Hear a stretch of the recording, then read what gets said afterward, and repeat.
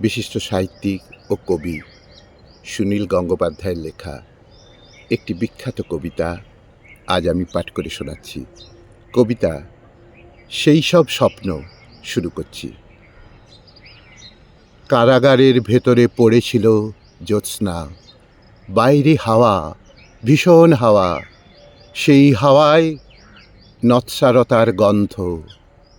তবু ফাঁসির আগে দীনেশ গুপ্ত চিঠি লিখেছিল তার বৌদিকে, আমি অমর, আমাকে মারিবার সাধ্য কারুর নাই। মধ্যরাত্রি আর বেশি দেরি নেই, প্রহরের ঘণ্টা বাজে, স্বইন্দ্রিয় ক্লান্ত হয়। শিয়রের কাছে এসে মৃত্যুও বিমর্ষ বোধ করে। কন্ডেম সেলে বসে প্রদ্যুৎ ভট্টাচার্য লিখছে, মা, তোমার প্রদ্যুৎ কি কখনো মরতে পারে?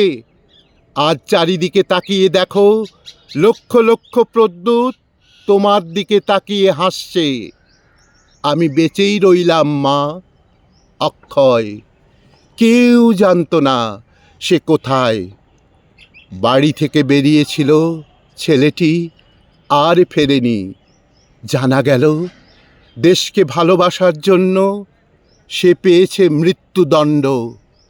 শেষ মুহূর্তের আগে পোস্টকার্ডে ভবানী ভট্টাচার্য অতি দ্রুত লিখেছিল ছোট ভাইকে, অমাবস্যার শ্মশানে ভীরু ভয় পায়, সাধক সেখানে সিদ্ধি লাভ করে।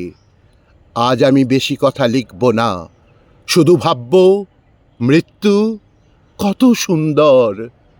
লোহার শিকের উপরে হাত, তিনি তাকিয়ে আছেন অন্ধকারের দিকে। দৃষ্টি ভেদ করে যায় দেওয়াল, অন্ধকারও বাগময় হয়।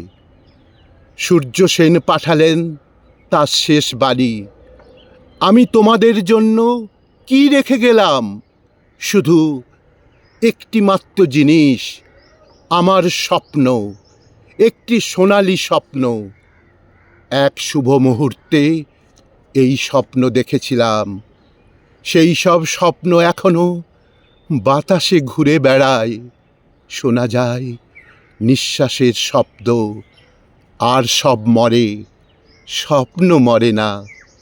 অমরত্বের অন্য নাম হয়। কানু, সন্তোষ, অসীমরা জেলখানার নির্মম অন্ধকারে বসে এখনো সেই রকম স্বপ্ন দেখছে।